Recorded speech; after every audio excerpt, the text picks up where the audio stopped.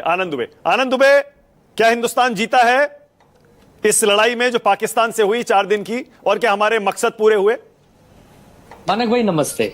एक गाने का शीर्षक है थोड़ा है थोड़े की जरूरत है। हाँ। 1947 से लगातार पाकिस्तान हमसे झगड़ा करता है। हाँ। 1947 का युद्ध अगर उस समय का छोड़े, वो भी हम ही जीते थे। फिर हमने 65 में उनको हराया, 71 में हराया, 99 में हराया। 2014 में जब नरेंद्र मोदी जी आए तो उम्मीद और बढ़ी कि यार एक ऐसा नेता मिल गया है। जब मुख्यमंत्री थे तो कहते थे यार पाकिस्तान से लव लेटर की भाषा में बात नहीं करनी चाहिए। हाँ। पाकिस्तान को उसी की भाषा में जवाब देना चाहिए। मानक भाई आप सबको मालूम है। हाँ। 2025 में जब 22/4 का ये एक प्रकार से हमला हुआ, हमारे लोग घायल हुए, मृत हुए, पूरा देश आक्रोश में आ गया। पहली बार ऐसा हुआ है 2025 में कि क्या पक्ष और क्या विपक्ष, पूरा विपक्ष भारत सरकार के साथ खड़ा हो गया। सभी पॉलिटिकल पार्टियों ने एक सुर में कहा आदरणीय मोदी साहब, आदरणीय प्रधानमंत्री जी, जो निर्णय लेना है पाकिस्तान के खिलाफ लीजिए, पूरा देश आपके समर्थन में खड़ा है। उसके बाद 7 तारीख को जो हुआ वो काबिले तारीफ था। हमारी सेना ने उनके घर में घुसकर 9 ठिकानों को तबाह किया, 100 से ज्यादा आतंकवादी मारे गए और वो 72 हुरों के पास चले गए। उसके बाद एक युद्ध का रूप हो गया, लड़ाई दोनों तरफ से शुरू हो गई, हमारे जवान का जोश हाई हो गया, सब घर में घुसकर मारने लगे। क्या लाहौर, क्या कराची, क्या इस्लामाबाद, सब जगह धुआंधार हमला शुरू हो गया। उसके बाद अचानक, ये जो अचानक शब्द मैं कह रहा हूं, अचानक सीज फायर हो गया। अब ठीक है, वो मेरी सेना के लेवल पर हुआ, सरकार के लेवल पर हुआ, वो ट्रंप ने करवाया, उस पे बात नहीं कर रहा हूं। लेकिन आपने पूछा ना कि दुबे जी बताइए ये युद्ध से आप सहमत हुए या जो हुआ सहमत हुए?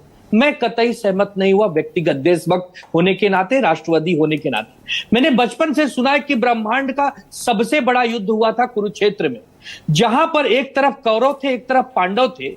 जब अर्जुन युद्ध करने से ना बोल रहे थे तो श्री कृष्ण भगवान ने कहा कि ये सब तुम्हारे जो रिश्तेदार सामने हैं, ये पितामह भीष्म, द्रोणाचार्य, ये दुर्योधन, ये शकुनी, इनको मारो, इनका समूल नाश करो। ये तुम्हारे रिश्तेदार होंगे कागज पर, लेकिन आज नहीं है।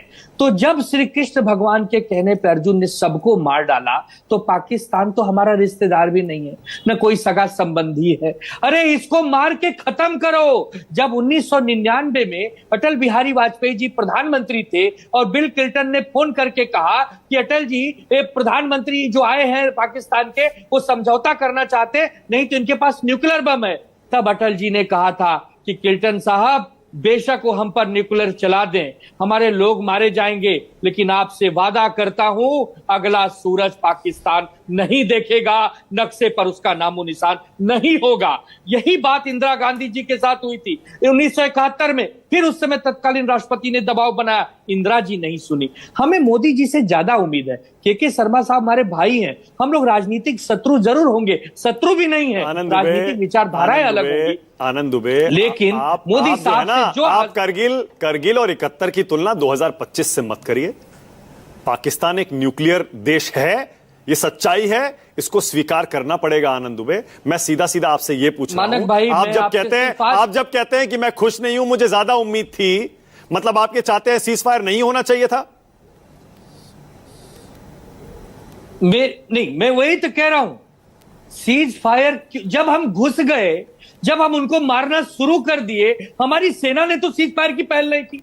पहल तो उन्होंने की ना, तो उनको पूरा नस्तो नाबूद ही तो करना था। यही तो कूटनीतिक ढंग से असफल हो गए हम।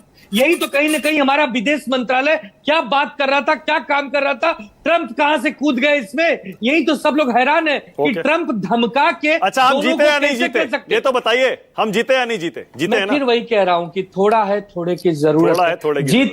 जीते लेकिन पूरा नहीं जीते। पीओके नहीं ले पाए, बलूचिस्तान अलग नहीं कर पाए, पाकिस्तान को भिखारी नहीं बना पाए, उसको खंड खंड नहीं कर पाए, उसे घुटने पे नहीं ला पाए। वो 4 वाजपेयी, उसके बाद सुनील साजन आपके पास आ रहा हूं। वाजपेयी जी, ठीक है वाजपेयी जी, जरा बताइए ये क्यों